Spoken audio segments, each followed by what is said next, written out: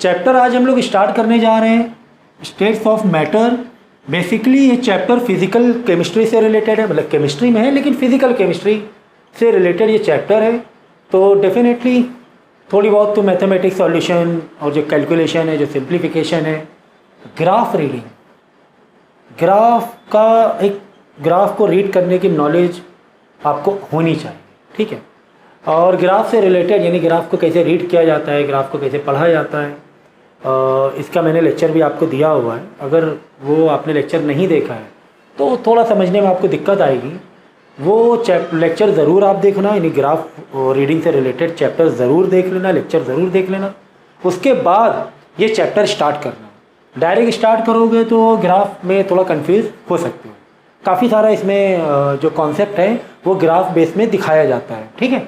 तो क्या क्या पढ़ेंगे इस चैप्टर में हम लोग? इंट्रोडक्शन ले लेंगे, स्टेट्स ऑफ मैटर का इंट्रोडक्शन तो पता ही है आपको कि स्टेट्स ऑफ मैटर कितने टाइप के होते हैं। फिर dispersion force and London force के बारे में पढ़ेंगे। देन डाइपोल फोर्सेस के बारे में पढ़ेंगे। डाइपोल इंड्यूस डाइपोल फोर्स के बारे में पढ़ेंगे, मतलब मॉलिक्यूल्स के बीच में जो बाउंड है मॉलिक्यूल्स, वो कौन से फोर्स की वजह से बाउंड है ना, कौन से फोर्स की वजह से वो मॉलिक्यूल आपस में चिपके हुए हैं। ये उन फोर्सेस के बारे में पढ़ना है हम लोगों को।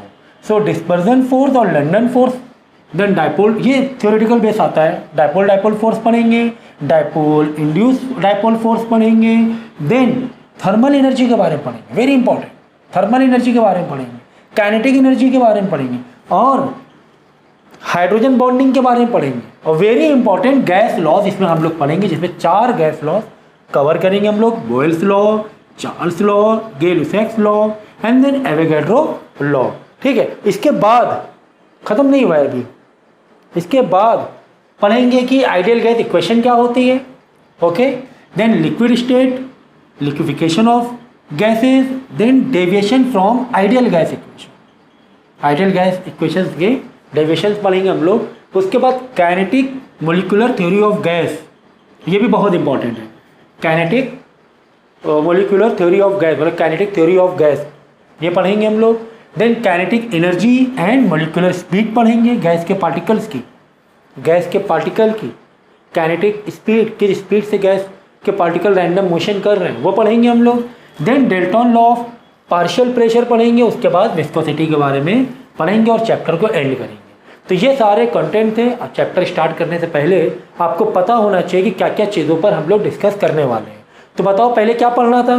पहले तो ये पढ़ना था कि यार जो मॉलिक्यूल्स हैं वो आपस में क्यों चिपके हुए हैं, क्यों अट्रैक्टेड हैं।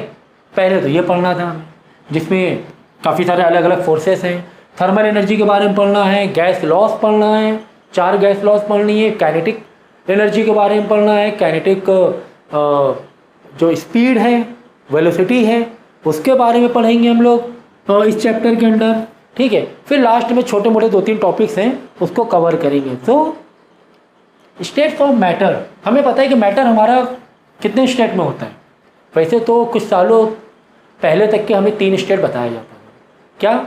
Solid, liquid, gas. लेकिन अब प्लाज्मा भी जोड़ दिया है। तो यही है स्टेट्स ऑफ मैटर के बारे में कि अगर वो सॉलिड है तो सॉलिड है कोई बॉडी, तो सॉलिड में क्या होगा बताओ? जो मॉलिक्यूलर अट्रैक्शन है, इंटरमॉलिक्यूलर अट्रैक्शन है, बहुत ज़्यादा स्ट्रॉन्ग होगा, मॉलिक्यूल बहुत क्लोज चिपके होंगे, इसलिए वो सॉलिड है। अगर लिक्विड है तो मॉलिक्यूल कंपैरेटिवली लिक्विड सॉलिड से थोड़े से मॉलिक्यूल दूर होते हैं, उनके बीच में जो बॉन्डिंग है वो थोड़ी सी वीक होगी कंपैरेटिवली सॉलिड। उसके बाद गैस, देखो स्टेट्स ऑफ मैटर में हम लोग लिक्विड और सॉलिड के बारे में नहीं पढ़ने वाले। हमें जो सिलेबस मिला है वो सिर्फ किसका मिला है? गैस के बारे में मिला है, ठीक है ना। तो गैस के से रिलेटेड ही हम लोग उसकी प्रॉपर्टीज़ को जानेंगे, ठीक है, गैस से रिलेटेड। बाकी लिक्विड और सॉलिड जो कि हम फिज़िक्स में पढ़ चुके हैं इसी क्लास में, ठीक है ना, फिज़िक्स में पढ़ चुके हैं, ओके। सो ये तो हो गया स्टेट्स ऑफ मैटर, जो कि आपको पता था बचपन से ही पता। तो मैंने क्या कहा, स्टेट्स ऑफ मैटर में हम लोग किसके बारे में पढ़ेंगे? बोलो, गैस के बारे में पढ़ेंगे। किसके बारे में पढ़ेंगे? गैस। किस पॉइंट ऑफ व्यू से प्रॉपर्टीज़ को देखेंगे? ठीक है, गैस के बारे में पढ़ेंगे किस पॉइंट ऑफ व्यू से? गैस के स्मेल के पॉइंट ऑफ व्यू से, गैस के कलर के पॉइंट ऑफ व्यू से, कौन सी स्टडी करेंगे?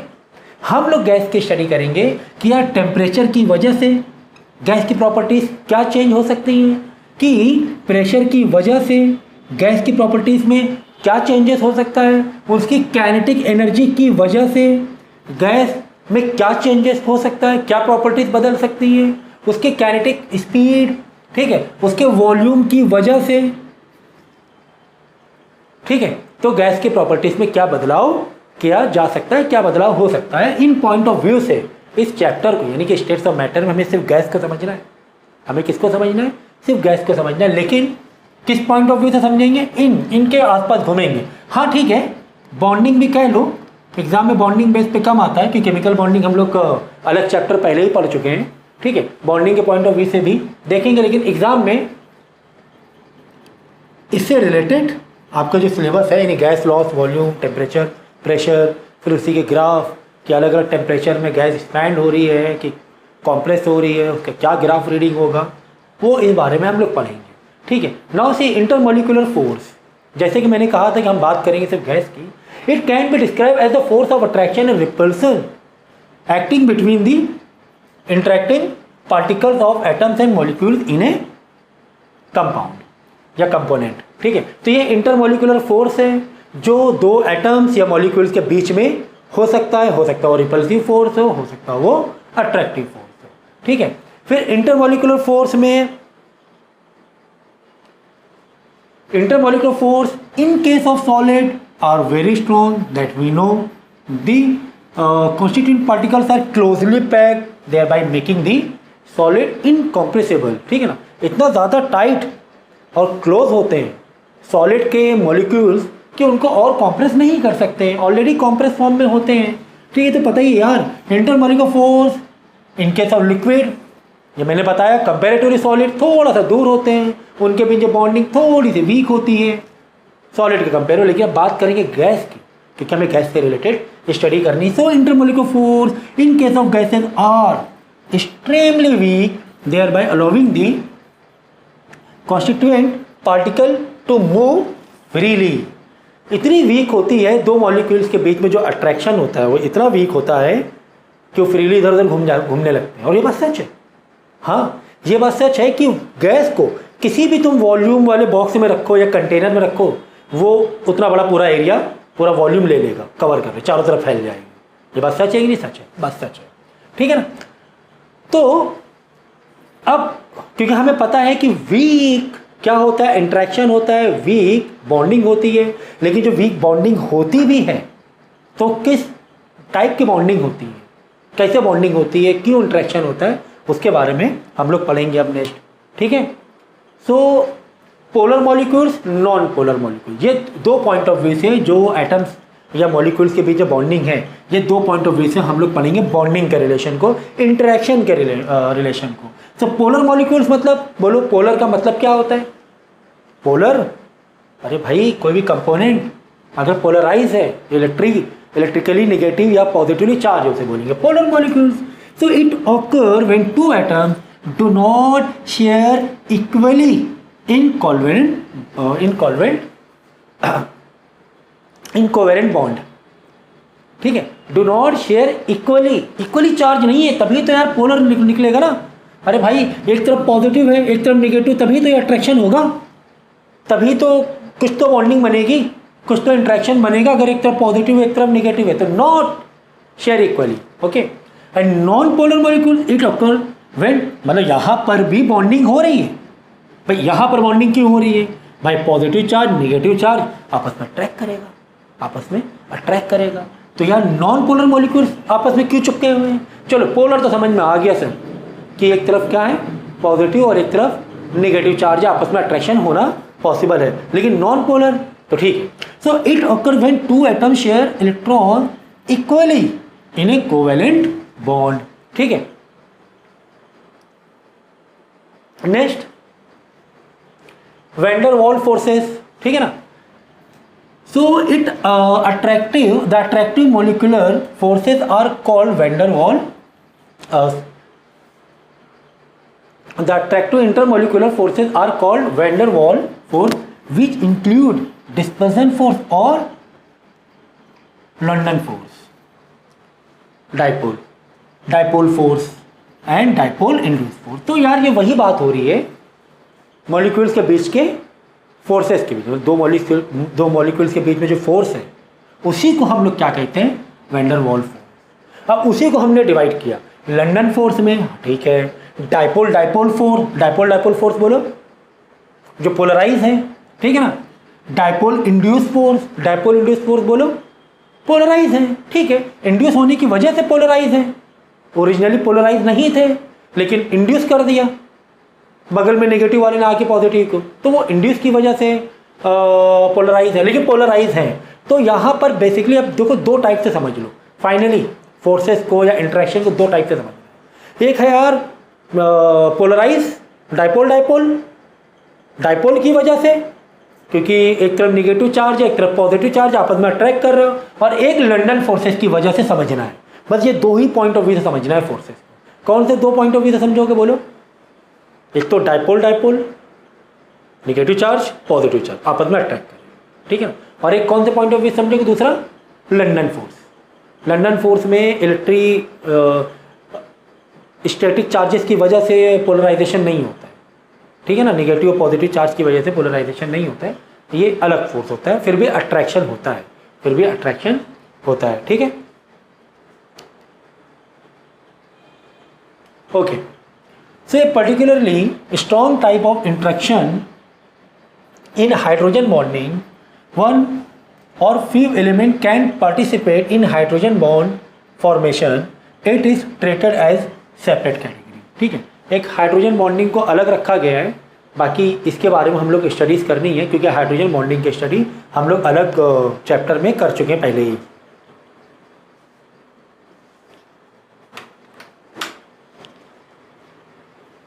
तो आ जाओ डिस्पर्जन और लंडन फोर्स में।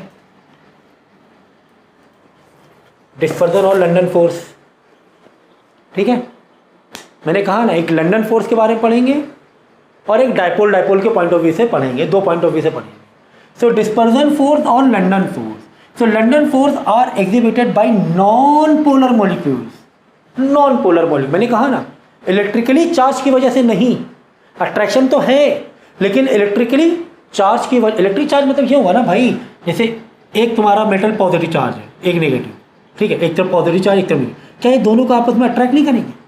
क्या इनके बीच में अट्रैक्शन फोर्स नहीं लगेगा? इतना तो खैर हमें पता ही है ना कि अगर एक तरफ पॉजिटिव चार्ज है एक तरफ नेगेटिव चार्ज है तो आपस में बॉन्डिंग यानी अट्रैक्शन होगा। But London force non polarize है, यही तो मैंने कहा, डाइपोल डाइपोल नहीं है।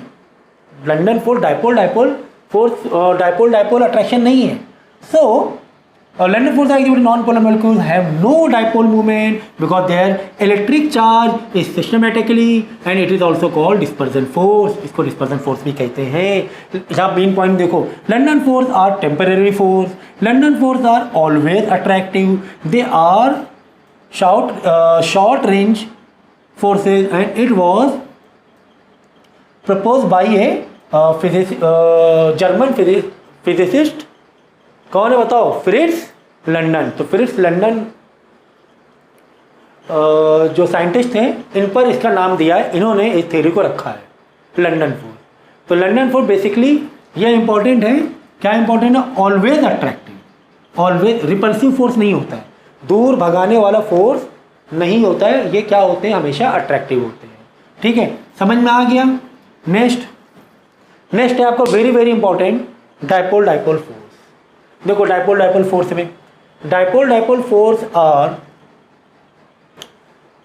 The forces existing between the molecules having permanent dipole with each end of the dipole consisting of particle charges that are always less than the unit electrically charged. And what is the charge value? It is 1.6 into 10 की power minus 19 coulomb. Okay, example के तौर पे hydrogen and chlorine के बीच में जो bonding होती है वो किसकी वजह से बॉन्डिंग होती है? डाइपोल डाइपोल की वजह से, है ना भाई। हाइड्रोजन पॉजिटिव चार्ज है, क्लोरीन नेगेटिव चार्ज है, तो पॉजिटिव नेगेटिव आपस में क्या होगा?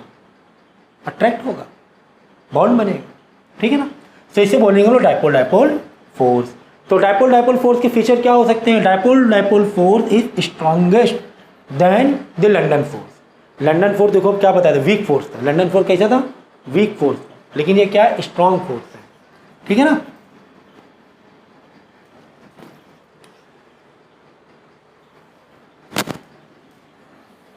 But it is weaker then ion ion interaction because they only partial charge in nucleus, ठीक है ना।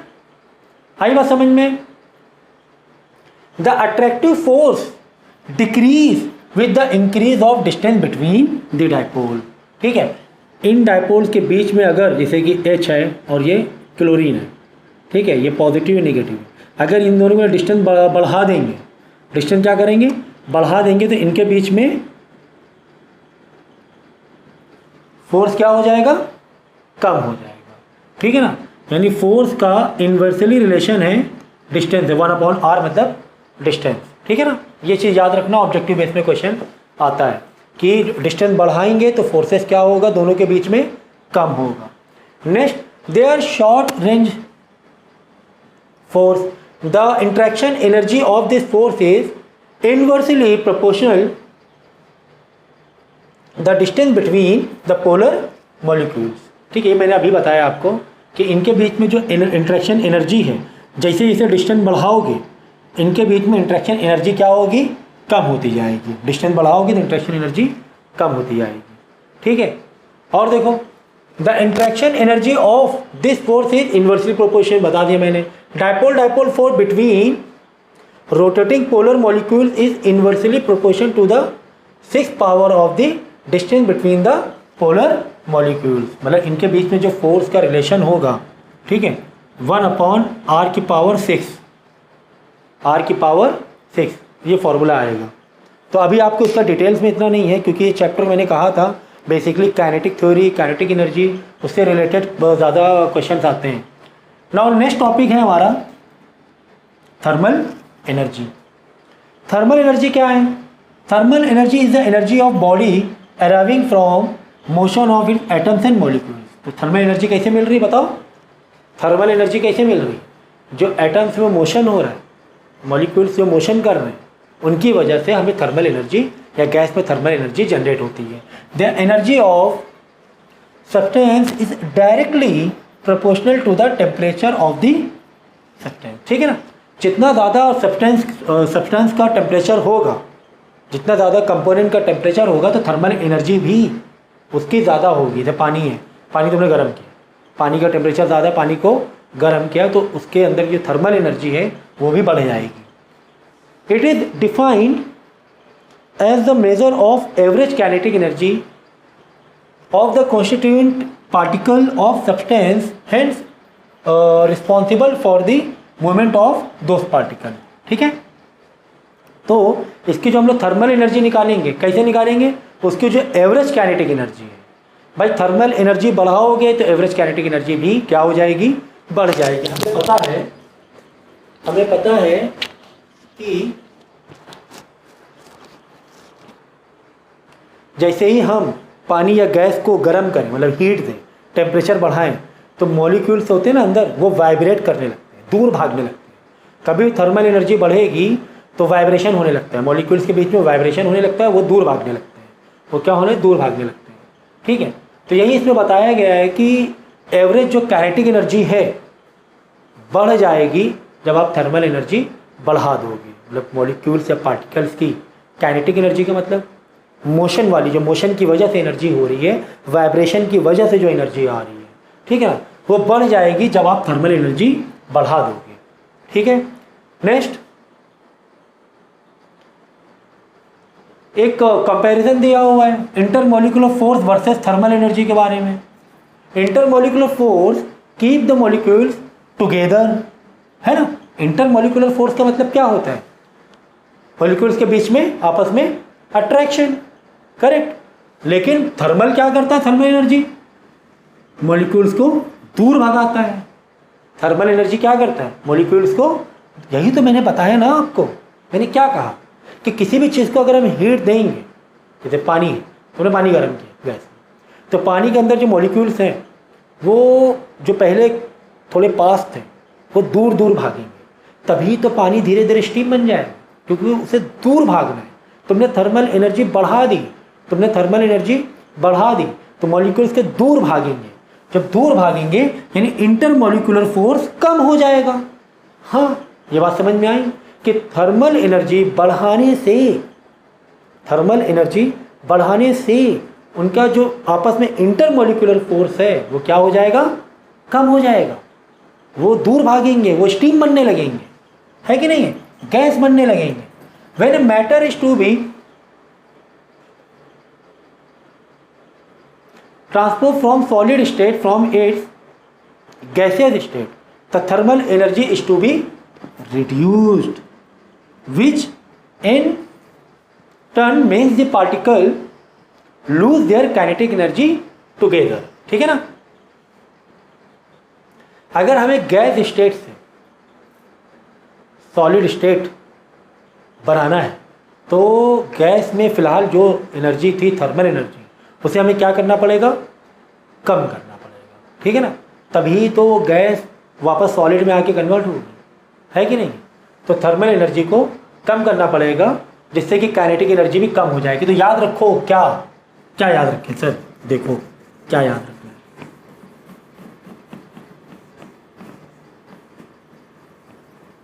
देखो भाई, थर्मल एनर्जी तुम बढ़ाओगे, ये बढ़ाया तो काइनेटिक एनर्जी भी क्या होगी, बढ़ेगी।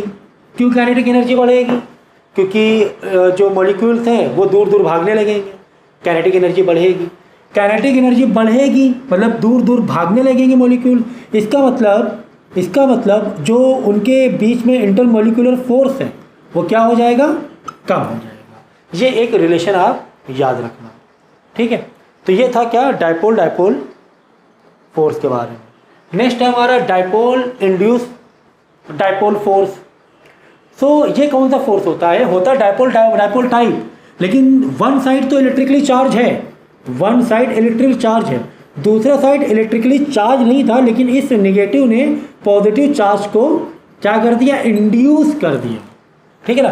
जैसे यहाँ पे देखिए दो पार्टिकल है, समझिए यहाँ पे दो पार्टिकल हैं, ये नेगेटिव चार्ज था और यहाँ पे जो पार्टिकल था वो मिक्स था, प्लस माइनस ऐसे एक रैंडमली चार्ज था। तो इस माइनस वाले ने क्या किया, जितने भी पॉजिटिव चार्ज थे उसको यहाँ पे लाके खींच लिया, यहाँ पे लाके खींच लिया, यहाँ पे लाके खींच लिया। तो ये क्या हो गया, इंड्यूस हो गया। क्या हो गया, ये इंड्यूस हो गया। ठीक है ना। इसी को बोलते हैं डाइपोल इंड्यूस डाइपोल फोर्स। तो ये भी डाइपोल जैसे ही बिहेव करेगा। So this type of attractive force operate between the polar molecules having permanent dipole moment and the molecule taking permanent dipole moment. Okay, induced dipole moment depend upon the dipole moment present in the permanent dipole. permanent dipole हमारा ये है, ये negative charge है, permanent dipole है। तो induced dipole किस पर depend करता है, ये जो परमानेंट डाइपोल है वो कितना ज़्यादा स्ट्रांग है, कितना स्ट्रांग है, इसका नेगेटिव चार्ज कितना ज़्यादा है।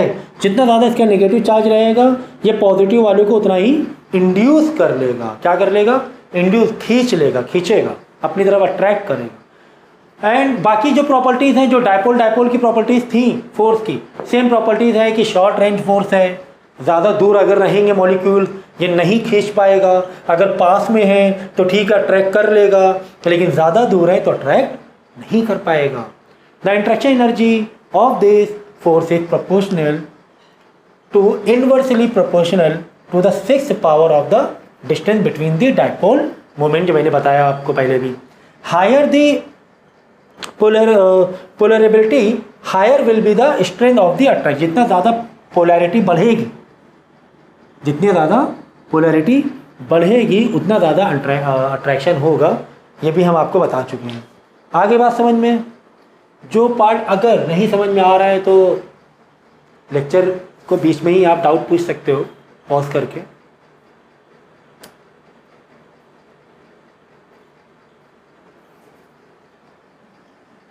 ठीक है।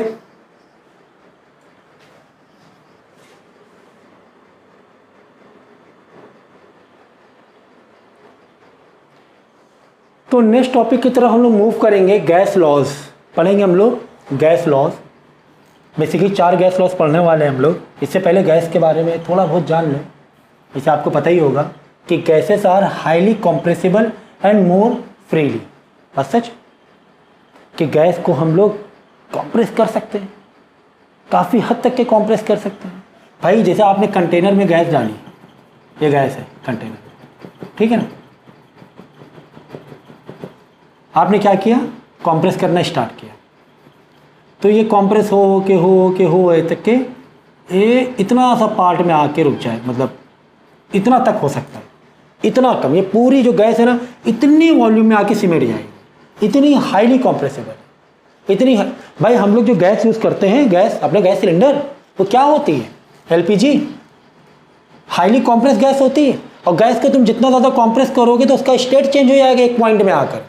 मॉलिक्यूल्स के तुमने इतने पास कर दिया, इतना पास कर दिया, भाई गैस के मॉलिक्यूल बिखरे हुए थे, तुमने कंटेनर में गैस को भरा, बाद में कॉम्प्रेस करते गए, इतना तुमने कॉम्प्रेस कर दिया कि मॉलिक्यूल इतने पास आ गए, मॉलिक्यूल्स इतने पास आ गए कि लिक्विड फॉर्म ले लिया, लिक्विड की प्रॉपर्टी में चलेगा। और ऐसा होता है भाई, हम लोग गैस सिलेंडर यूज़ करते हैं, वो अंदर जो गैस होती है वो लिक्विड फॉर्म में होती है, जो नॉर्मल हम लोग किचन में यूज़ करते हैं गैस, ठीक है। Gas exert pressure equally in all direction. ये भी बात सच है कि कंटेनर में गैस जब तुम डालोगे तो चारों तरफ इक्वली प्रेशर फेंकेगी, चारों तरफ, ठीक है। Gas has much lower density than solid liquid. ये तो पता ही यार, मतलब ऐसा लग रहा है बचपन की बातें सीख रहे हैं कि गैस की डेंसिटी कम होती है, सॉलिड की बहुत ज़्यादा होती है ना। ये तो बचपन की बातें हैं। तो volume and it the shape of the gas are not fix, again है ना, कि भाई कोई भी कंटेनर तुम इसमें भर दो गैस, ये वाला शेप ले लेगा गैस। वाटर भी यही प्रॉपर्टी कैरी करता है, लेकिन सॉलिड नहीं। सॉलिड तुमने एक बॉल ली, बॉल डाले तो बॉल ही रहेगी, बॉल है ना, ये शेप नहीं ले लेगी। लेकिन वाटर एंड गैस जिस डिज़ाइन, जिस शेप में डालोगे वो शेप कैरी कर लेगी। Gases mix evenly and completely in all proportion without any mechanical add, ठीक है, आपस में मिक्स हो जाती हैं खुद से। The force of attraction between their molecules are negligible. होता है लेकिन नेग्लिजिबल बताया गया, होता है लेकिन, ठीक है ना। तो ये थी गैस की प्रॉपर्टीज। अब गैस की प्रॉपर्टीज पढ़ लिया है तो अब हम लोग गैस लॉज पढ़ सकते हैं, हमें समझ में आएगा। तो गैस लॉ में कितने लॉ पढ़ने वाले बताओ, Boyle's law, Charles law, then Gay-Lussac's law और फिर एवोगैड्रो लॉ। तो बॉयल्स क्या कह रहे हैं, क्या रिलेशन बता रहे हैं, हमें पता है कि हमारी जो स्टैंडर्ड गैस इक्वेशन है, बोलो क्या है standard gas equation, PV is equal to nRT। ये हमारी क्या है, standard gas equation, ideal gas equation, ठीक है ना। ये आइडियल गैस इक्वेशन है, जिसे P फॉर बोलो pressure, V for volume, N is the number of moles, R क्या है, ये गैस कांस्टेंट है, और T क्या है, टेम्परेचर है। ये बताता है ये रिलेशन।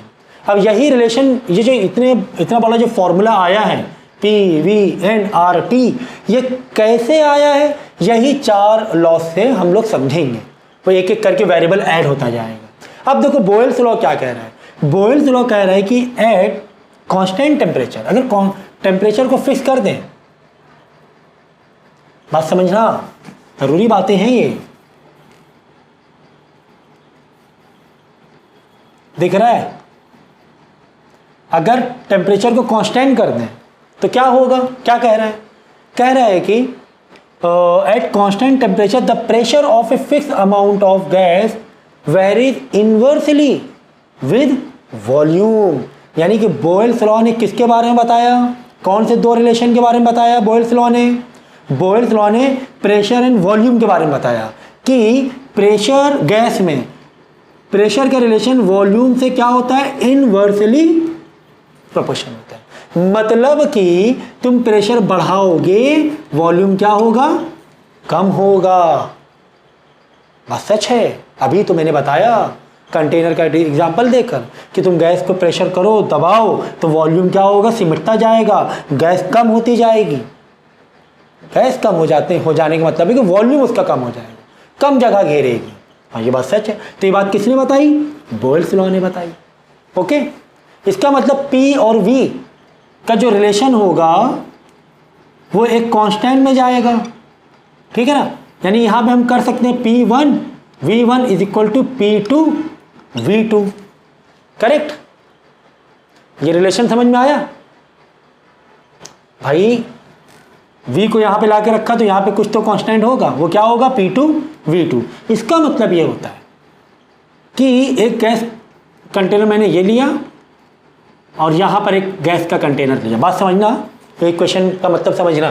देखो यहाँ पे प्रेशर इतना था, सिर्फ इतना, तो गैस तुम्हारी इतने वॉल्यूम कवर की हुई थी। प्रेशर कितना था? मान लो प्रेशर था 10, मान लो 10, तो वॉल्यूम था 30, मान लो 30, ठीक है। अब हमने क्या किया? देखो P2 V2 में क्या किया? ये P1 V1 है। P2 V2 में क्या किया? प्रेशर को हमने क्या कर दिया? बढ़ा दिया। प्रेशर को बढ़ा दिया मतलब जो प्रेशर जो पिस्टन तुमने यहाँ तक लाए थे, अब मैंने पिस्टन यहाँ तक लेकर आ गया, मैंने यहाँ तक पिस्टन को कर दिया, एकदम नीचे कर दिया, तो डेफिनेटली वॉल्यूम क्या होने वाला है? कम होने वाला है। इसका मतलब कि अगर हम P2 को बढ़ा रहे हैं तो V2 क्या हो रहा है?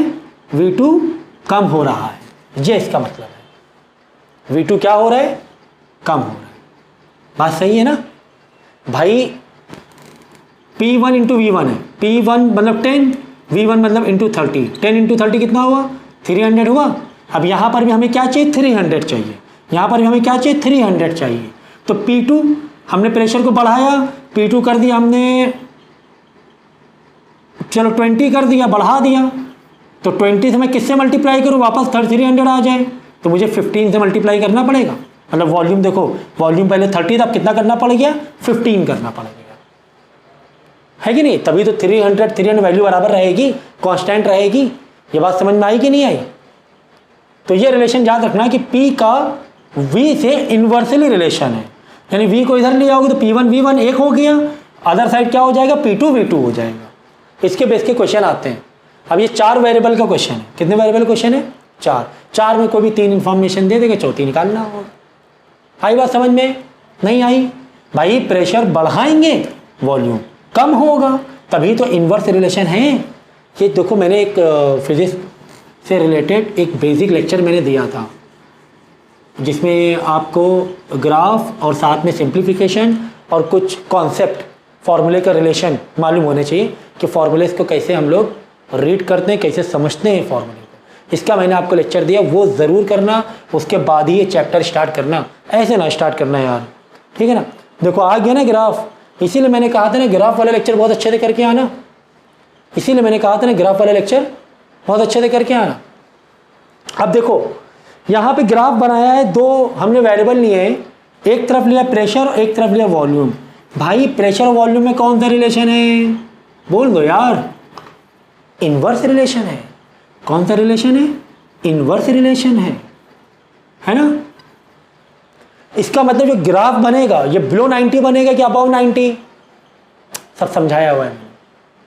अबव 90 बनेगा, लेफ्ट हैंड अबव 90 बनेगा, ठीक है ना। तो ये ऐसे ग्राफ आएगा, यानी कि जैसे जैसे तुम प्रेशर बढ़ाते जा रहे हो, देखो प्रेशर बढ़ाया, देखो ये बढ़ाया, फिर और बढ़ाया, फिर और बढ़ाया, और बढ़ाया, और बढ़ाया, और बढ़ाया। वॉल्यूम देखो, पहले वॉल्यूम इतना था, इस प्रेशर में वॉल्यूम इतना था, यहाँ पर था ना वॉल्यूम, फिर प्रेशर और बढ़ाया, यहाँ कर दिया प्रेशर तो वॉल्यूम देखो कम हो गया, यहाँ से इतना हो गया, और प्रेशर बढ़ा दिया वॉल्यूम इतना ही रहा। यार कितना कम हो गया वॉल्यूम, कितना कम हो गया वॉल्यूम। आगे बात समझ में? सर ये 3 लाइन क्यों है? सर ये 3 लाइन क्यों? भाई हमने क्या किया, अलग अलग टेम्परेचर में चेक किया, वेरी इंपॉर्टेंट। हमने क्या किया, अलग अलग टेम्परेचर में चेक किया। 200 केल्विन में चेक कर रहे हैं तो ठीक है, प्रेशर बढ़ा रहे हैं तो वॉल्यूम क्या हो रहा है, धीरे धीरे कम होता जा रहा है, ठीक है। लेकिन जब हम 400 केल्विन लिया, टेम्परेचर बढ़ा के वही काम कर रहे हैं, वही काम क्या कर रहे हैं, टेम्परेचर बढ़ा के प्रेशर को बढ़ाने की कोशिश कर रहे हैं, तो यार उतना ज़्यादा वॉल्यूम कम नहीं हो पा रहा रेड वाली लाइन में। भाई देखो मैंने प्रेशर इतना किया था ब्लू और रेड दोनों के लिए, ब्लू के लिए वॉल्यूम कितना निकला, इतना निकला। मैंने कहा ग्राफ रीडिंग करके सीख कर, लेकिन वही अगर 400 केल्विन मतलब गैस थोड़ी हीट ज़्यादा थी तो हम प्रेशर दे रहे हैं, तब यही सेम प्रेशर दे रहे हैं, तब वॉल्यूम इतना, हाँ चाहा तो वॉल्यूम बहुत कम हो गया 200 केल्विन में सर, लेकिन 400 केल्विन में वॉल्यूम सर उतना कम नहीं हो पाया, है कि नहीं है? बात समझ में आई कि नहीं आई?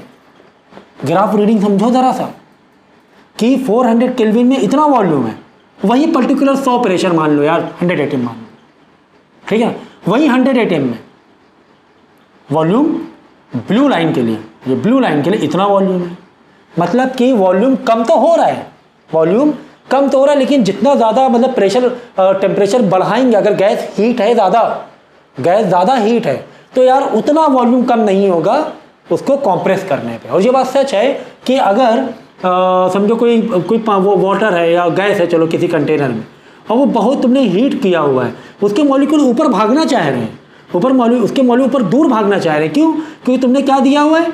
हीट दिया हुआ है, तुमने क्या दिया हुआ? हीट, गर्म कर रहे हो गैस को, और फिर तुमने यहाँ से प्रेशर देना चालू कर रहे हो, तो यार वो प्रेशर उतना अच्छा काम ही नहीं करेगा, क्योंकि पहले ही गैस भागना चाह रही है, पहले ही गैस भागना, तो उतना वॉल्यूम कम नहीं होगा जितना कम टेम्परेचर में वॉल्यूम कम हो जाएगा, है ना?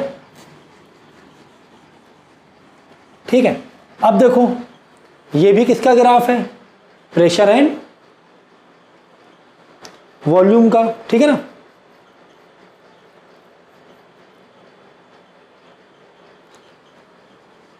यहां पे क्या है? Graph of pressure versus volume of A gas at a different temperature. Okay, यहां पे क्या है? Graph of pressure of gas particular volume के लिए, पर्टिकुलर वॉल्यूम के लिए, ठीक है ना? तो अब देखो यहां पर जो तुमने दिया है ये 1 अपॉन वॉल्यूम का ग्राफ है, वॉल्यूम का नहीं, 1 अपॉन वॉल्यूम, वॉल्यूम का इन्वर्स, ठीक है ना?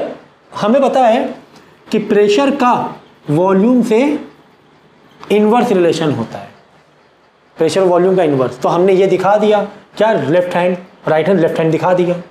लेकिन अगर यहां पर वॉल्यूम के बजाय वॉल्यूम को ही क्या कर दो? इन्वर्स कर दो, वॉल्यूम को क्या कर दो? 1 अपॉन वी कर दो, ये वाली लाइन, ये जो लाइन है ये क्या कर दिया? 1 अपॉन वी कर दिया, क्या कर दिया? 1 अपॉन वी, वॉल्यूम को यहां पर क्या कर? रेसिप्रोकल कर दिया, तो ये जो ग्राफ लाइन है ये भी क्या हो जाएंगी? रेसिप्रोकल हो जाएंगी, मतलब इन्वर्स के बजाय डायरेक्ट दिखाने लगेगी, लेकिन डायरेक्ट किससे? 1 अपॉन वॉल्यूम से, डायरेक्ट किससे दिखा रही है? 1 अपॉन वॉल्यूम से, ठीक है ना? तो अगर वॉल्यूम का प्रेशर जो तुम्हें इन्वर्स दिखा रहे हो, रिलेशन अबाउ 90 डिग्री दिखा रहे हो, तो वॉल्यूम को जब तुम इन्वर्स करोगे तो इन्वर्स का इन्वर्स, पहले तो इन्वर्स रिलेशन था, अब वॉल्यूम को तुमने वापस इन्वर्स मार दिया, तो इन्वर्स का इन्वर्स क्या हो जाएगा? डायरेक्ट हो जाएगा। तो इसीलिए देखो लाइन क्या आ गई? राइट हैंड वाली आ गई, बिलो 90 आ गई। आई बात समझ में? तो ये मैंने कहा ना यार, थोड़ा सा फिजिक्स और मैथ की नॉलेज होगी तो ग्राफ और रीडिंग करने में मज़ा आएगी, ठीक है? इसके लेक्चर मैंने सेपरेट बनाए हुए हैं, इसको ज़रा करो पहले, ठीक है? नहीं तो ऐसे समझाते समझाते मेरा गला ही सूख जाएगा फिर तो। नेक्स्ट है हमारा चार्ल्स लॉ, ठीक है ना? बोयल्स लॉ ने किसके बीच में रिलेशन बताया? बोयल्स लॉ ने बताया प्रेशर एंड वॉल्यूम के बीच में रिलेशन। चार्ल्स लॉ देखो किसके बीच में रिलेशन बता रहा है। चार्ल्स लॉ क्या कह रहा है कि अगर रिक्शा वाला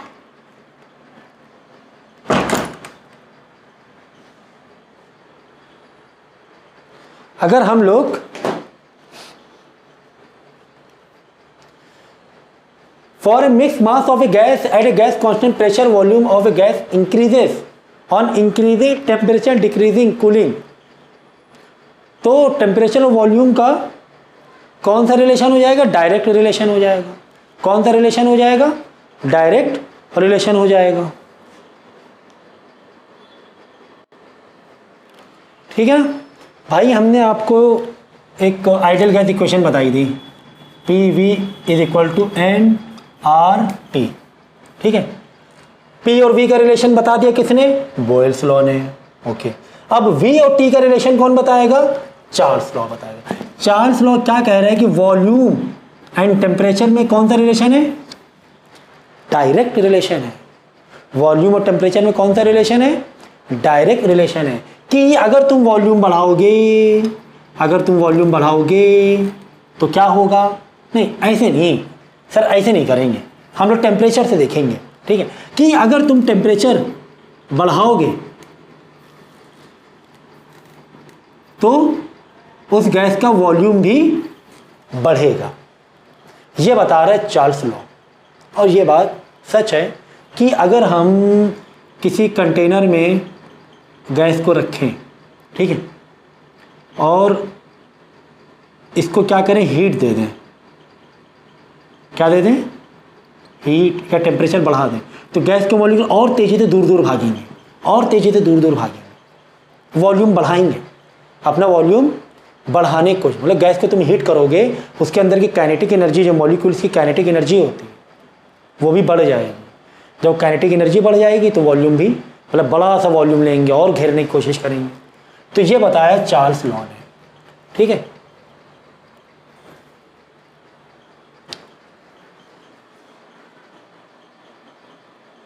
ये तो हमें पता है ना कि 0 डिग्री सेल्सियस कितना होता है केल्विन में, 273.15, 273 याद रखो। अगर टेम्परेचर सेल्सियस में दिया हुआ है, उसको अगर तुम्हें केल्विन में बदलना है तो क्या करोगे, 273 से प्लस कर लोगे। मतलब जैसे 15 डिग्री सेल्सियस है, उसको केल्विन में बदलना है तो क्या करोगे, 273 प्लस 15 कर लोगे तो केल्विन में आ जाएगा। केल्विन में आना मतलब एसआई यूनिट में आना, केल्विन में आना मतलब एसआई यूनिट में आ जाएगा। 273 प्लस 15, ठीक है ना, 298, 288 हो जाएगा, ठीक है, केल्विन हो जाएगा। ये छोटे छोटे फॉर्मूले हैं, या ये ध्यान रखना। और केल्विन को अगर सेल्सियस में बदलना है तो 273 से माइनस कर लेना। तो कुल मिला के 0 डिग्री सेल्सियस है अगर, तो 0 डिग्री सेल्सियस का मतलब ही क्या होता है, 273 केल्विन होता है। तो देखो यही रिलेशन बताया है, डायरेक्ट रिलेशन है। ये इक्वेशन कैसे आ रही कांस्टेंट की, भाई V और T में कौन सा डायरेक्ट रिलेशन है, T नीचे आ जाएगा, मतलब V1 T1 दे दो इसको, तो यहाँ पे क्या हो जाएगा, बोलो, यहाँ V1 T1 आ गया, तो यहाँ पर क्या आ जाएगा, कौन सा रिलेशन है, डायरेक्ट रिलेशन है, ठीक है। तो यहाँ पर आ जाएगा T2 V2। आगे बात समझ में, T इधर आया, V1 T1, तो यहाँ पर क्या होगा, T2/V2 होगा कि नहीं होगा।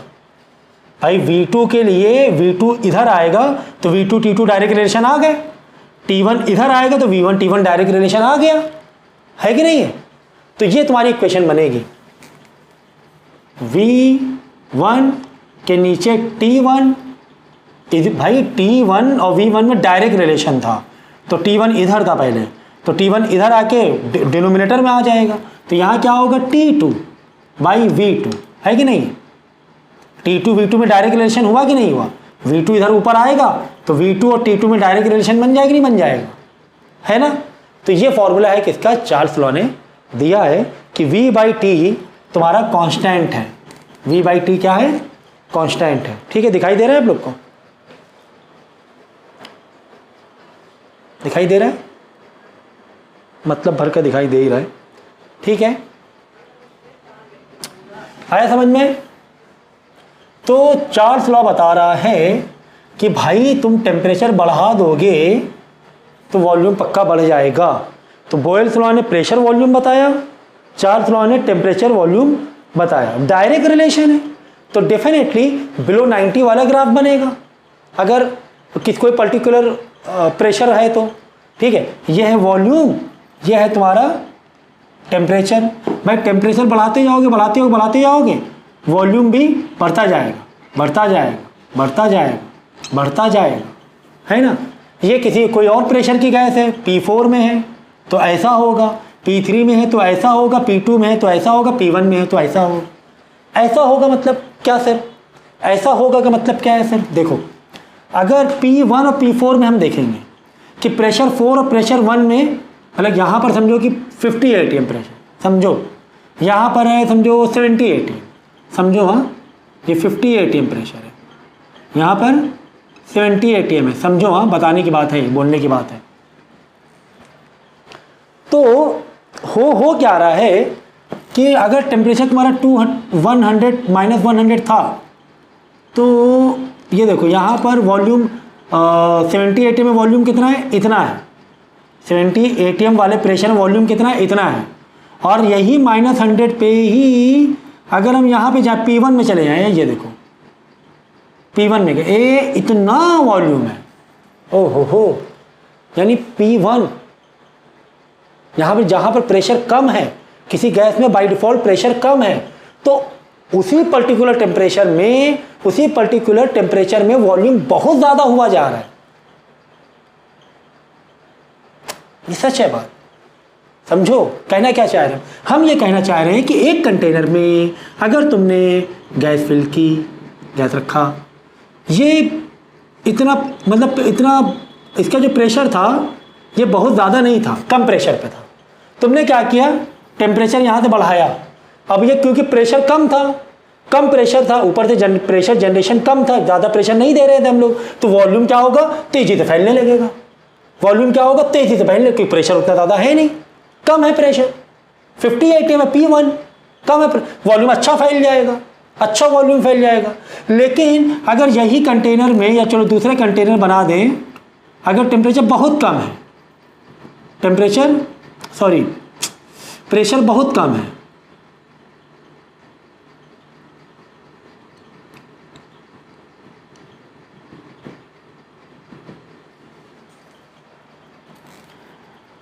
प्रेशर कम वाला ले चुके हैं, प्रेशर बहुत ज़्यादा है। अगर हमने क्या किया, यही कंटेनर में बहुत ज़्यादा प्रेशर हमने दे दिया, ये इतना प्रेशर दबाए हुए, इतना नीचे दबाए हुए, और तुमने टेम्परेचर को बढ़ाना स्टार्ट किया गैस का, तब ये वॉल्यूम बढ़ेगा, तो वॉल्यूम गैस का बढ़ेगा तो, लेकिन यार उतना ज़्यादा नहीं बढ़ेगा। क्यों, क्योंकि प्रेशर बहुत ज़्यादा था। इसमें प्रेशर क्या था, बहुत ज़्यादा प्रेशर पे था, यहाँ पे प्रेशर थोड़ा कम था, यहाँ पे प्रेशर क्या था, कम था। तो वही रिलेशन बता रहा है कि टेम्परेचर बढ़ाने से वॉल्यूम बढ़ेगा, तो ये बात सच है कि टेम्परेचर बढ़ाने से वॉल्यूम बढ़ेगा तो, लेकिन अगर अलग अलग प्रेशर पे गैस है, वेरी कर जाएगा वॉल्यूम। प्रेशर 4, अगर प्रेशर बहुत ज़्यादा है तो वॉल्यूम इतना ही बढ़ेगा। अगर वही टेम्परेचर में ये देखो, वही टेम्परेचर में ये, यानी प्रेशर 1 में कम प्रेशर में आए, तो यार वॉल्यूम बहुत ज़्यादा बढ़ गया, ये आ गया वॉल्यूम यार मेरा, ये वॉल्यूम मिल गया हमें, इतनी गैस फैल गई। भाई प्रेशर कम है तो टेम्परेचर दिया तो फैल ही जाएगी ना, ये तो कॉमन बात है, मतलब जनरल फीलिंग आ सकती है, हम लोग ये इमेजिन कर सकते हैं। आई बात समझ में?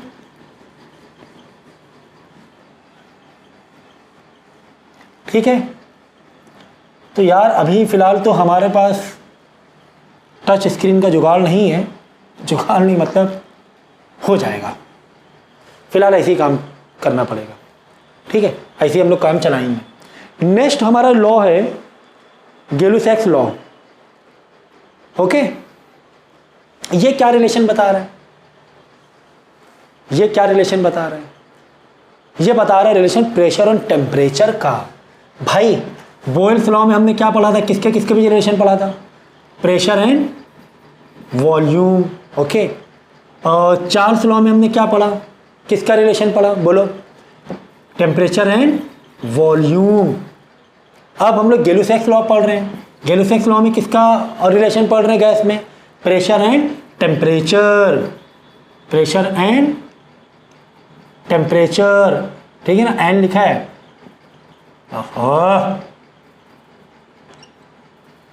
ठीक है ना। तो प्रेशर और टेम्परेचर में क्या रिलेशन है, सोचो तुम खुद सोचो कि अगर एक कंटेनर में हमने क्या किया, ऊपर से एक पिस्टन लगा के रख दिया, ऐसे पिस्टन लगा हुआ था, ठीक है ना, एक प्रेशर बनाए हुआ था, यहाँ पे आके रुक गया था।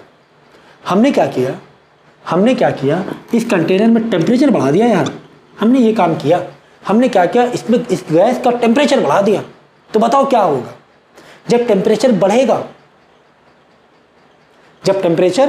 बढ़ेगा तो आप बताओ इसके अंदर का, इसके जो मॉलिक्यूल्स होंगे वो दूर भागना चाहेंगे, भाई तुमने टेम्परेचर बढ़ाया है, वाइब्रेशन चालू हो गया अंदर, काइनेटिक एनर्जी, थर्मल एनर्जी बढ़ गई मॉलिक्यूल्स के। इसीलिए देखो स्टार्टिंग में चीज़ें बता दी थी मैंने, फीलिंग आपको दे दी थी कि क्या हो सकता है। थर्मल एनर्जी, काइनेटिक एनर्जी क्या है ये मैं बता चुका हूँ पहले ही कि वाइब्रेशन बढ़ जाएगा, ये दूर भागना चाहेंगे, छटपटाएंगे। मतलब इसके अंदर का जो इस कंटेनर का, अगर ये पिस्टन फिक्स है तो इस कंटेनर का जो प्रेशर होगा ना ये भी बढ़ेगा, अंदर प्रेशर बढ़ेगा। भाई आपने केस सुने कि नहीं सुने, गैस सिलेंडर फट गया, ब्लास्ट हो गया घर में, किचन के, ऐसे केस होते रहते हैं। क्यों होते हैं, क्या होता है उसमें, क्यों सिलेंडर फट जाते हैं? होता क्या है कि अगर किसी तरीके से या किसी वजह से सिलेंडर के अंदर का टेम्परेचर बहुत ज़्यादा हो गया, अंदर फायर चली गई या जो भी रीज़न, तुमने बाहर से टेम्परेचर बहुत ज़्यादा कर दिया उस सिलेंडर का, तो होगा क्या, टेम्परेचर बढ़ने से इसके अंदर जो गैस है उसका टेम्परेचर बढ़ने से उसके अंदर का प्रेशर भी क्या होगा, बढ़ने लगेगा। अक्सर कहीं घर में आग लग गई तो, या कहीं पर फैक्ट्री में आग लग जाती है तो वहाँ बोलते हैं सिलेंडर फट गए, सिलेंडर फट गए। हम लोग को क्या लगता है अंदर गैस थी, आग लगी तो सिलेंडर फट गए होंगे। अरे भाई आग तो बाहर लगी ना, सिलेंडर तो पूरा पैक था, आग अंदर थोड़ी ना गई थी। आग किसी फैक्ट्री में लगी, किसी फैक्ट्री में फायर हुआ, सिलेंडर क्यों फटा? तो होता क्या, बाहर आग लग गई किसी फैक्ट्री में तो टेम्परेचर बहुत ज़्यादा बढ़ गया। और ये तो क्योंकि ये तो तुम्हारा मेटल है, हीट का कंडक्टर है, ये हीट अंदर ले जाएगा, अंदर का टेम्परेचर बढ़ा देगा, अंदर का टेम्परेचर बढ़ जाएगा तो प्रेशर भी बढ़ जाएगा। प्रेशर बढ़ने से इतना प्रेशर बढ़ जाएगा कि बिल्कुल एक बॉम्ब के जैसे फटेगा। सोचो इतनी ताकत है टेम्परेचर में, इतनी ताकत होती है टेम्परेचर और प्रेशर की वजह से कि सिलेंडर ही फट जाते हैं। कि तुमने थोड़ा टेम्परेचर बढ़ा दिया सिलेंडर का, इतना प्रेशर अंदर आ जाएगा कि सिलेंडर वो फट जाएगा। आगे बात समझ में? तो ये बात भी सच थी, ये बात भी सच थी। मतलब क्या है सर, सच थी मतलब क्या? मतलब ये है कि जो हम लोग लॉ पढ़ रहे हैं उसका मैं एग्जाम्पल भी दे रहा हूँ आपको। ऐसे ही नहीं बता दिया मैंने, ऐसे ही नहीं बता दिया कि पी और टी में डायरेक्ट रिलेशन होता है, प्रेशर बढ़ेगा तो टेम्परेचर बढ़ेगा या टेम्परेचर बढ़ेगा तो प्रेशर, ऐसे नहीं बता दिए मैंने, आपको एग्जाम्पल दिए, आपको मैंने फील कराया है। ठीक है, तो जब इसको यानी कि पी टी नीचे ले आओ, जब टी नीचे आ जाएगा इक्वल टू साइन लगा दोगे इधर, कांस्टेंट क्या होगा, P2 T2 दे दो, है ना। तो भाई P और T में डायरेक्ट रिलेशन था, P1 T1 ले लो, तो ये नीचे आ गया, यहाँ पे इक्वल टू साइन लग गया, तो ये क्या हो जाएगा P2 T2। करेक्ट है। देखो कैसे, P2 T2 का आपस में रिलेशन है, T2 यहाँ ऊपर आएगा, T2 P2 direct relation, P1 T1 एक सिचुएशन है, P1 T1 एक सिचुएशन में है, तो T1 इधर जाएगा तो P1 T1 डायरेक्ट रिलेशन हुआ कि नहीं हुआ। तो ये फॉर्मूला हो गया किसका, गैलो-सैक्स लॉ का।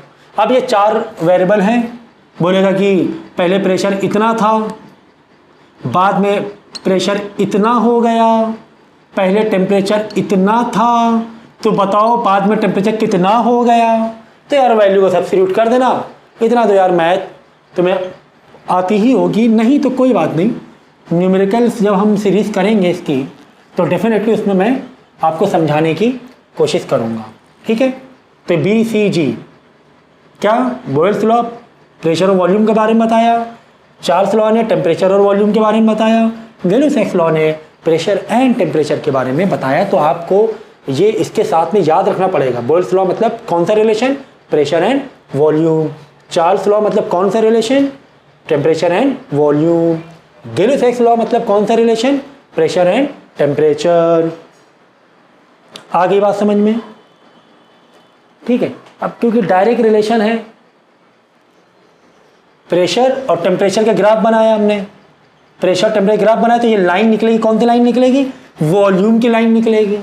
कौन सी निकलेगी, भाई ये देखो यार, तुमने P और T में रिलेशन दिखा रहे हो, तो वॉल्यूम ही बचना है ना, NR तो कांस्टेंट है यार, ये कांस्टेंट है, तो वॉल्यूम को तुम्हें कांस्टेंट रखना पड़ेगा, एक पर्टिकुलर पॉइंट में रखना पड़ेगा, बाद में प्रेशर और टेम्परेचर में चेक करना पड़ेगा क्या हो रहा है।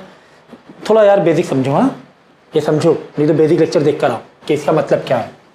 तो प्रेशर और टेम्परेचर में डायरेक्ट रिलेशन था, तो डेफिनेटली बिलो 90 यानी राइट हैंड वाला ये लगेगा, है ना।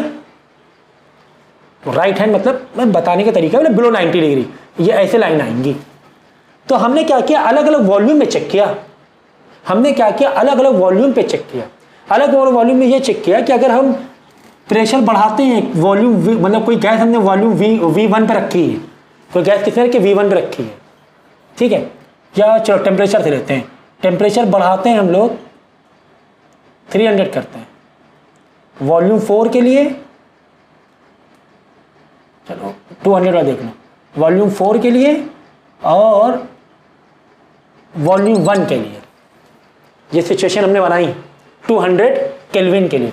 200 केल्विन पे टेम्परेचर बढ़ाने से प्रेशर ये बन रहा है, ये प्रेशर आ रहा है, और 200 केल्विन में ही 200 टेम्परेचर में ही वॉल्यूम 1 पे ये प्रेशर बन रहा है, ये प्रेशर बन रहा है। मतलब कि वॉल्यूम का रोल है कि अगर तुमने, इसका मतलब क्या हो रहा है मालूम है, इसका मतलब देखो क्या हो रहा है, अभी समझेगा बराबर तुम्हें। देखो ये तुमने लिया वॉल्यूम 1, ठीक है, ये तुमने गैस ली है ज़्यादा वॉल्यूम की, यहाँ पे टेम्परेचर दिया 300 केल्विन, यहाँ पर भी टेम्परेचर 300 केल्विन ही दिया, दोनों में टेम्परेचर सेम दिया है, दोनों में टेम्परेचर। ये देखो बहुत इंपॉर्टेंट बात बता रहा हूँ मैं, बच्चों को समझता नहीं है, ये दो तो समझ जाता है, एक वॉल्यूम समझ सर ये 2-3 बार किसके हैं, ये आइदो बार, ये 2-3 किसके हैं, आइदो बार बोलते हैं, अलग अलग क्यों। तो इसका मतलब ये हो रहा है कि एक ये वॉल्यूम में चेक कर रहे हैं हम लोग वॉल्यूम 4 पे चेक कर रहे हैं, और ये वॉल्यूम 1 पे चेक कर रहे हैं। भाई हमने 2 कंटेनर लिए, सेम गैस भरी गैस दोनों में सेम डाली, लेकिन वॉल्यूम एक में कम डाला, एक में ज़्यादा डाली गैस, इतना फ़र्क किया, और टेम्परेचर दोनों को सेम दिया। बताओ क्या होगा, किसमें प्रेशर ज़्यादा होगा, बोलो। डेफिनेटली V1 वाले में प्रेशर, मतलब प्रेशर दोनों का बढ़ेगा, प्रेशर इसमें भी बढ़ रहा है लेकिन इसमें बहुत ज़्यादा बढ़ जाएगा। वॉल्यूम 1 वाले में प्रेशर बहुत है, क्योंकि पहले तो गैस बहुत थी, पूरी गैस को तुमने 300 केल्विन कर दिया, सभी में इतने सारे मॉलिक्यूल में काइनेटिक एनर्जी आ गई, इनके पास ताकत ज़्यादा आ गई वाइब्रेशन की, इनके पास थर्मल एनर्जी काइनेटिक एनर्जी ज़्यादा आ गई, क्योंकि ज़्यादा लोग हैं, क्योंकि ये ज़्यादा लोग हैं। वही बता रहे ना कि V4 पे प्रेशर ये आया, ठीक है, प्रेशर बढ़ा है, बढ़ रहा है, लेकिन यार इसी केल्विन पर V1 में यानी ज़्यादा हमने जो वो लिया है और गैस, प्रेशर बहुत, भाई ज़्यादा लोग हैं तो ज़्यादा ताकत लगाएंगे, ये तो यार एक कॉमन बात थी। आ गई बात समझ में, आ गई बात समझ में। कितना यार इजी टॉपिक है ये।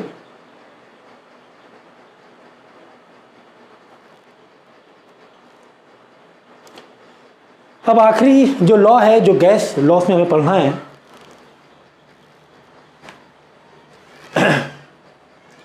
एवोगैड्रो लॉ, ठीक है।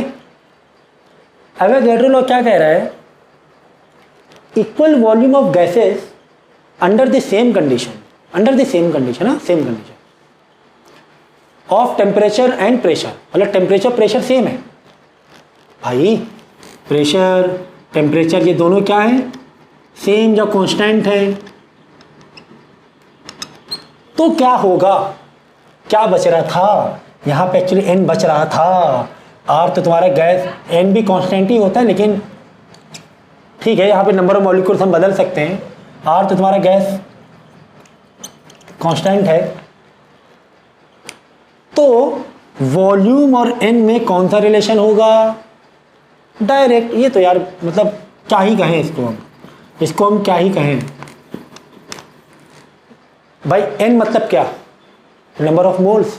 किसी भी गैस में नंबर ऑफ मोल्स तुम बढ़ा दोगे, पानी लिया इतना, पानी फिर और ज़्यादा डाल दिया गिलास में, तो वॉल्यूम बढ़ नहीं जाएगा। इसमें समझाने वाली बात क्या है, ये तो यार अंडरस्टूड है कि नंबर ऑफ मोल्स अगर तुम बढ़ाओगे तो वॉल्यूम भी बढ़ेगा।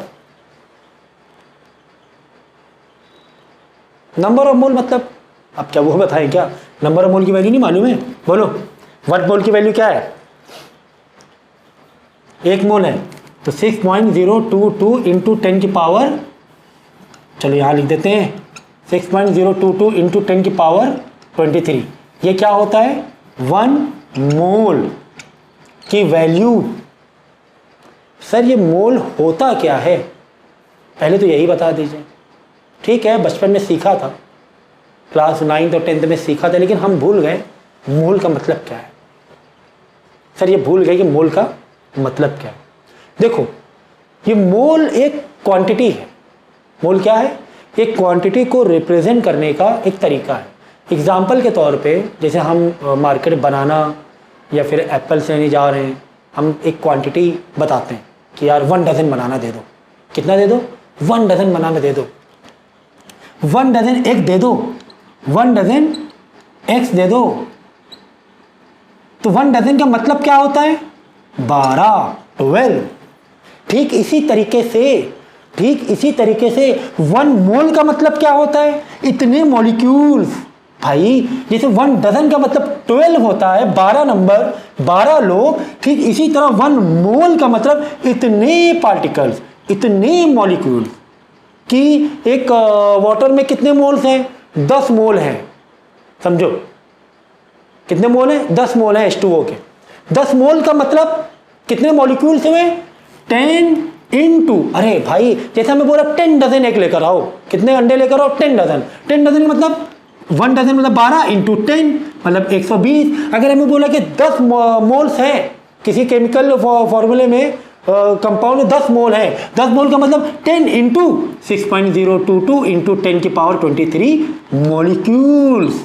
इतने मॉलिक्यूल्स एक मोल में, तो इतना मॉलिक्यूल, तो 10 मोल्स में 10 इंटू इतना मॉलिक्यूल्स। आगे बात समझ में आई? हम दिख रहे हैं कि नहीं दिख रहे हैं? क्योंकि तो ज़्यादा ही साइड में जा रहे हैं। ऐसा साइड में मत मारो हमें भाई। आगे बात समझ में? मोल का मतलब तो भाई तुम नंबर V और N में यार डायरेक्ट रिलेशन है volume and number of moles में। नंबर ऑफ मोल बढ़ाओगे तो वॉल्यूम भी बढ़ेगा। ये हम कहना चाह रहे थे आपसे, ये हम आपसे कहना चाह रहे थे।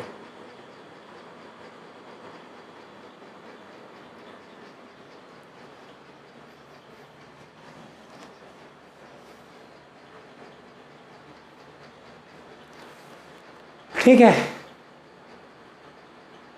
अब यहां से एक रिलेशन हमें निकल के आता है।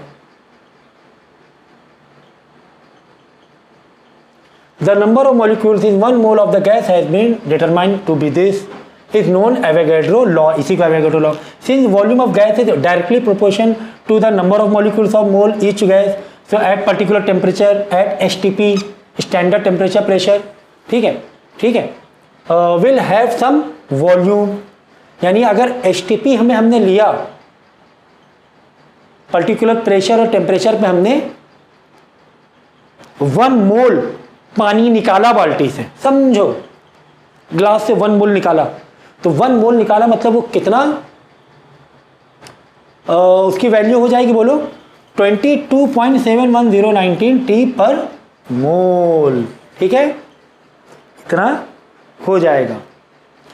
एसटीपी में अगर लेना है, एसटीपी में तो केल्विन की वैल्यू क्या लेंगे हम लोग? इतनी लेंगे। और प्रेशर की वैल्यू क्या ली जाती है? 1 बार, मतलब 10 की पावर 5 पास्कल। ये याद रखो एसटीपी की वैल्यू। एसटीपी की वैल्यू क्या होती है बोलो? Standard temperature pressure. टेम्परेचर को कितना लिया जाता है एसटीपी पे? 273 अप्रॉक्स। और प्रेशर को 10 की पावर 5 पास्कल। ये मालूम होना चाहिए कि 1 बार जो होता है, बार भी एक यूनिट है प्रेशर की, सब मालूम होना चाहिए आपको। मैं मान के चल रहा हूँ कि सब पता है आपको, प्रेशर की अलग अलग यूनिट मालूम है आपको, ये मैं मान के चल रहा हूँ। तो 1 बार में इतने पास्कल प्रेशर होता है। ये होता है एसटीपी, ये होता है। अब हमें यहाँ पे एक रिलेशन मिल रहा है, n is equal to small m by capital M। ठीक है ना, ये फॉर्मूला है नंबर ऑफ मोल्स का, ये आपने क्लास 10th में पढ़ा है। बताओ नंबर ऑफ मोल का फॉर्मूला क्या है, कैसे निकालते हैं नंबर ऑफ मोल्स, किसी भी गैस में नंबर ऑफ मोल कैसे निकालते हैं?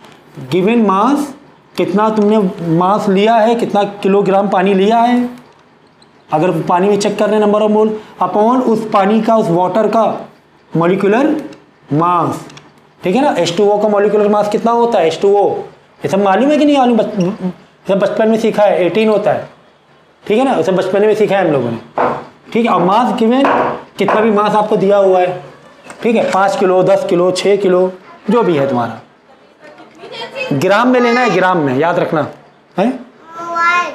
बेटा अभी अब काम कर रहे हैं, ठीक है।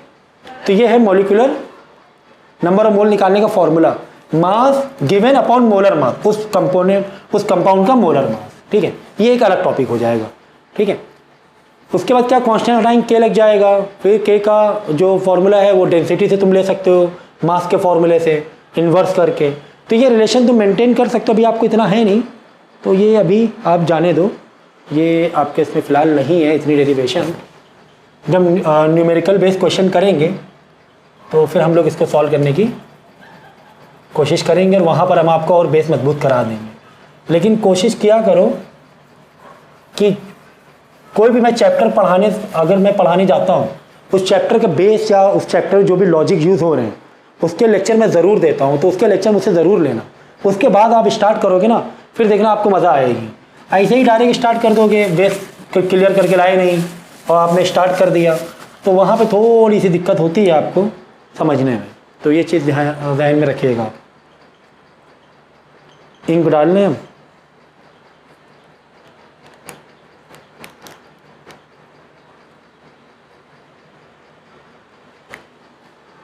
ठीक है। नेक्स्ट आपको दिया हुआ आइडियल गैस इक्वेशन। भाई यही चारों से तो आइडियल गैस इक्वेशन आएगी, यही चारों से क्या आएगी? Ideal gas equation.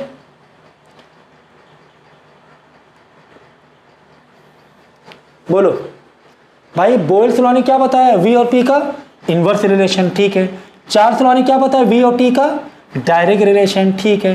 एवोगाड्रो ने क्या बताया? वी और एन का डायरेक्ट रिलेशन, ठीक है। और तुम्हारा गैलू-साइक्स लॉ कहाँ गया? और गैलू-साइक्स लॉ ने क्या बताया? वी और टी में डायरेक्ट रिलेशन, ठीक है ना। तो ये चीज़ हमने सीखी। अब प्रोपोर्शनलिटी साइन हटेगी, आप क्या लगा दोगे? आर लगा दोगे, है ना। देखो वी और पी में इनवर्स, ठीक है। वी और टी का डायरेक्ट, वी और एन का डायरेक्ट। अब यहां से इसकी साइन हटा दो, प्रोपोर्शनलिटी साइन हटाएंगे तो v is equal to N T, और यहाँ पे कांस्टेंट r, जब ये प्रोपोर्शनल साइन हटाओ कांस्टेंट r लगाओगे अपॉन p, यानी p ऊपर जाएगा तो P V is equal to N R T हम लिख देंगे। ये आपकी आ गई ideal gas equation. Ideal gas, real gas नहीं, आइडियल गैस। अब सवाल ये है कि ठीक है sir, P V R T समझ गया, ये जो पी वी एन टी तो समझ गया सर, ये जो आर आया है ये क्या है? भाई ये एक यूनिवर्सल गैस कांस्टेंट है। हर एक के देखो अपनी एक कांस्टेंट वैल्यूज होती हैं, हर एक मटेरियल की अपनी रेजिस्टिविटी होती है, एक कांस्टेंट रेजिस्टिविटी होती है, हर एक मटेरियल का अपना नेचर होता है। उसी तरह गैस की एक यूनिवर्सल गैस कांस्टेंट वैल्यू है, जैसे ग्रेविटेशनल वैल्यू है ना, कैपिटल जी, बताए थे ग्रेविटी वाले चैप्टर में। उसी तरह आर की वैल्यू आप ये ले सकते हो, अलग अलग उसमें मतलब कई वैल्यूज़ हैं, तो आप ये वाली वैल्यू ले सकते हो 8.0205, यानी 8.02 वैसे दिया होता है, वैल्यू दी होती है, अब जिस तरफ यूनिट है उस पॉइंट ऑफ व्यू से उसकी वैल्यू दी जाएगी आपको, ठीक है। तो ये रिलेशन हमने पूरा बना दिया, इसी को हम लोग बोलेंगे क्या? Ideal gas equation. और ये रिलेशन निकल रहा है, देखो यही रिलेशन निकलेगा। P1 V1 T1, एक तरफ सिचुएशन 1 रख दी, एक तरफ सिचुएशन 1 रख दी, ठीक है ना। अब बताओ ज़रा, P1 है, यहाँ V1 है, यहाँ T1 है, P और V का इन्वर्स रिलेशन है, तो यहाँ पे P2 का और T2 का क्या होगा, V2 का इन्वर्स रिलेशन होगा। अगर यहाँ P1 V1 लिखा है तो यहाँ P2 V2 लिखेंगे, ठीक है ना। यहाँ P1 V1 है, या T है, T1 यहाँ ले आओ, P1 V1 T1 यहाँ लिया है, तो यहाँ क्या हो जाएगा P2 V2, यहाँ T1 नीचे तो यहाँ पे T1 भी नीचे, तभी तो आएगा भाई P और T में, ये देखो P2 T2 में डायरेक्ट रिलेशन आ रहा है कि नहीं आ रहा है।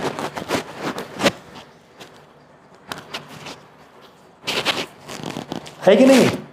तो ये चीज़ याद रखना, इसमें डायरेक्ट है ना क्वेश्चन आ जाते हैं। आपको P1 दिया जाएगा, V1 T1 दे दिया, P2 V2, हो सकता हो T2 पूछ ले, हो सकता हो T2 पूछ ले, है ना। तो जिसको उसके सेपरेट जो हमने 4 बनाए थे इक्वेशन, वो तो ही है, ये कंबाइन करके हमने बना दिया, सारे रिलेशन दिखा दिया। क्या रिलेशन दिखा दिया, P1 V1 में इन्वर्स आएगा, देखो V1 इधर आएगा, P1 V1 में इन्वर्स रिलेशन आ जाएगा, ठीक है ना। तो P2 V2 में इन्वर्स दिखाना पड़ेगा, V2 इधर आ जाएगा इक्वल टू के।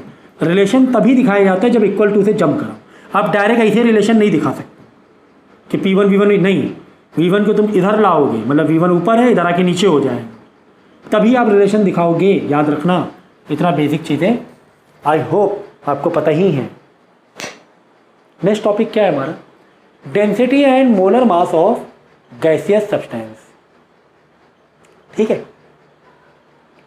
सो density and molar mass of gases, ideal gas equation can be rearrange as this follows. ये बात सही है, हाँ भाई। PV is equal to NRT था, PV is equal to NRT था। हमने क्या किया, V को N के नीचे लेके गए, RT को यहाँ नीचे लिया है, P के नीचे लेकर आ गए, है ना।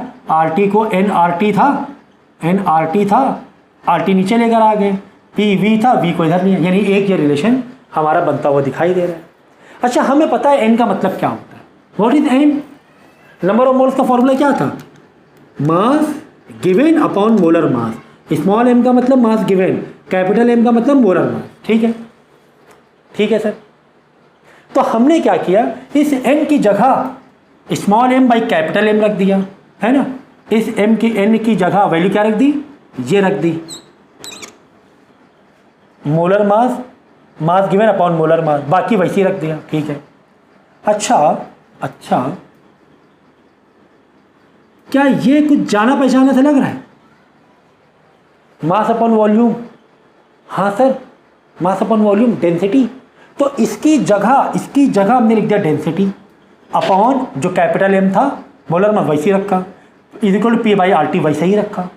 RT को इधर लेकर आ गए, P को इधर लाए, यानी मास, गैस का जो मोलर मास है, किसी भी गैस का मोलर मास हम लोग ऐसे भी निकाल सकते हैं,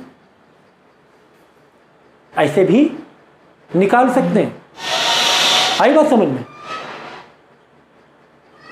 तो molar mass is equal to D density R universal gas constant, T temperature upon pressure. ये आ गया मोलर मास का एक नया फॉर्मूला। डेंसिटी निकालनी है गैस की, P को उधर मल्टीप्लाई करो, RT को नीचे डिवाइड करा दो, तो क्या आ जाएगी, डेंसिटी आ जाएगी। क्या आ जाएगी, डेंसिटी आ जाएगी, ठीक है।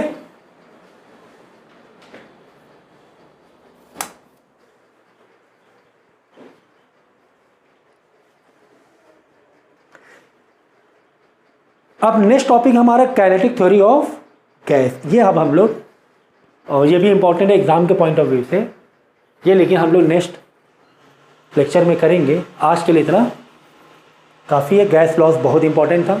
शुरुआत में जो फोर्सेस थे, इंटरमोलिकुलर फोर्सेस, वो इतने इंपॉर्टेंट नहीं, लेकिन हाँ ठीक है, हमने समझ लिया। लेकिन गैस लॉस और ये आगे के जितने भी कॉन्सेप्ट हैं, ये बहुत इंपॉर्टेंट होने वाले हैं।